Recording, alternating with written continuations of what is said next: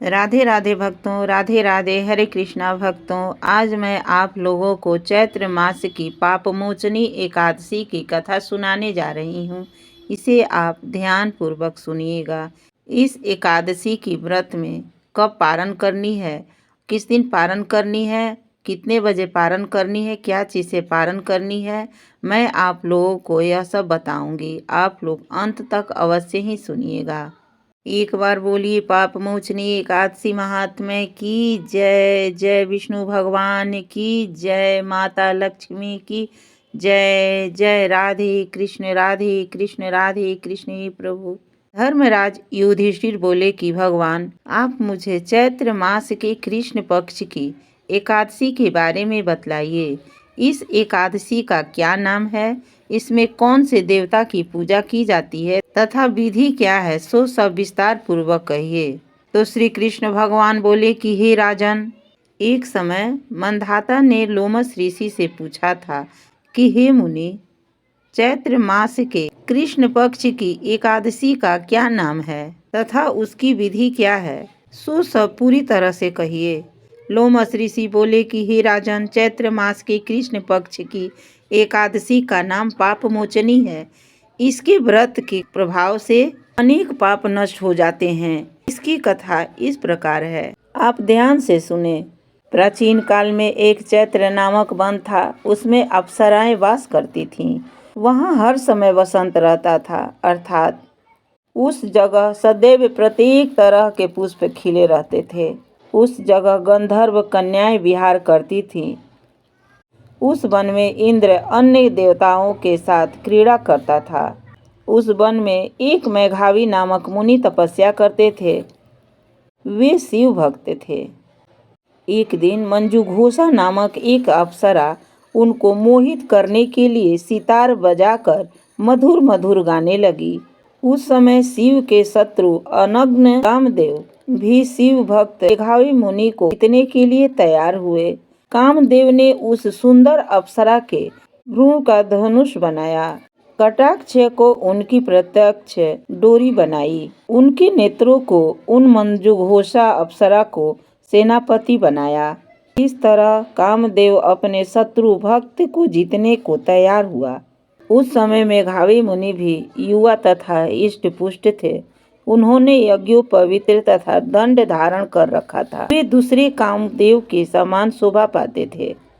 उस मुनि को देखकर कामदेव के वश में हुई मंजूघोषा ने धीरे धीरे मधुर वाणी से वीणा पर गाना शुरू किया। मेघावी मुनि भी मंजूघोषा के मधुर गाने पर तथा उसकी सौंदर्य पर मोहित हो गए। वह अप्सरा उन मुनि को कामदेव से पीड़ित जानकर उनसे आलिंगन करने लगी। वह मुनि उनके सौंदर्य पर मोहित होकर शिव रहस्य को भूल गए और काम वशीभूत होकर उनके साथ रमण करने लगे। उस मुनि को कामदेव के वशीभूत होने के कारण उस समय दिन रात्रि का कुछ भी ध्यान नहीं रहा और बहुत समय तक रमण करते रहे। एक दिन मंजूघोषा उन मुनि से बोली कि हे मुनि, अब मुझे बहुत समय हो गया है, स्वर्ग जाने की आज्ञा दीजिए। उस अप्सरा के ऐसे वचनों को सुनकर मुनि बोले कि हे सुंदरी, तू जो आज इसी संध्या को आई है, अभी प्रातः काल ठहरो। तो मुनि के ऐसे वचनों को सुनकर अप्सरा उनके साथ रमण करने लगी और बहुत समय बिता दिया। फिर उसने मुनि से कहा, हे देव, अब आप मुझे स्वर्ग जाने की आज्ञा दीजिए। तब मुनि बोले कि अभी तो कुछ भी समय नहीं हुआ है, अभी कुछ देर ठहरो। इस पर वह अप्सरा बोली कि हे मुनि, आपकी रात्रि बहुत लंबी है। अब आप सोचिए कि मुझे आपके पास आए कितना देर समय हो गया। उस अप्सरा के वचन को सुनकर मुनि को ज्ञान प्राप्त हुआ और समय का विचार करने लगे। जब रमण करने के उसके प्रमाण 47 साल 6 माह और 3 दिन ज्ञात हुआ तो उस अप्सरा को काल का रूप समझने लगे। वह महान क्रोधित हुए और उस तप नाश करने वाली अप्सरा की तरफ देखने लगे।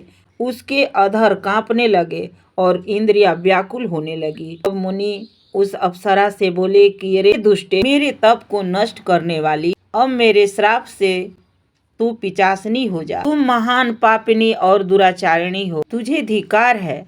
तुझे धिकार है। उन मुनि के क्रोध युद्ध श्राप से पिचासनी हो गई। तब वह बोली कि हे मुनि, अब मुझ पर क्रोध को त्याग कर प्रसन्न हो जाओ और इस श्राप का निवारण कीजिए। विद्वानों ने कहा है, साधुओं की संगत अच्छा फल देने वाली है, इसलिए आपके साथ में मेरे तो बहुत वर्ष व्यतीत हुए हैं, अतः अब आप मुझ पर प्रसन्न हो जाइए।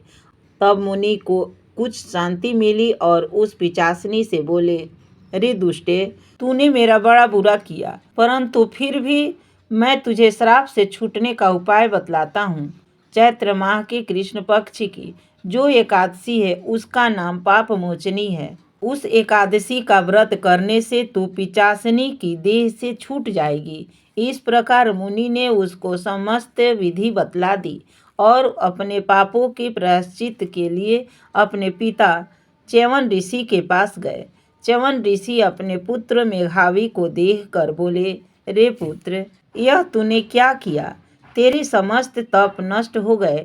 मेघावी बोले, हे पिताजी, मैंने बहुत बड़ा पाप किया है, आप उससे छूटने का उपाय बतलाइए।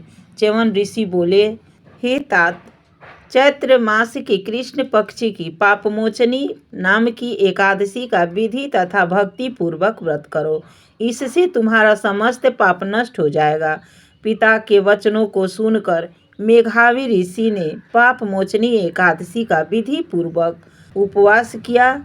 उसके प्रभाव से उनके समस्त पाप नष्ट हो गए। मंजूधोषा अप्सरा भी पाप मोचनी एकादशी का व्रत करने से पिचासनी की देह से छूट गई और सुंदर देह धारण करके स्वर्ग लोक को चली गई। लोमस मुनि बोले कि हे राजन, इस पाप मोचनी एकादशी के प्रभाव से सब पाप नष्ट हो जाते हैं। इस एकादशी की कथा के श्रवण व पठन से यह 1000 गोदान करने का फल मिलता है।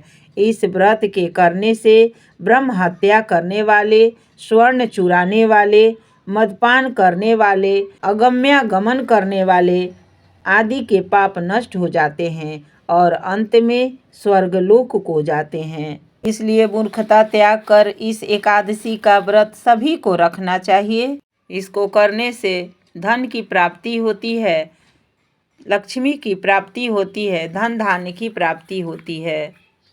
अब सुनिए किस दिन एकादशी रखनी है और क्या चीज़ से पारण करनी है, कब पारण करनी है। इस एकादशी का व्रत 25 मार्च मंगलवार को रखनी है।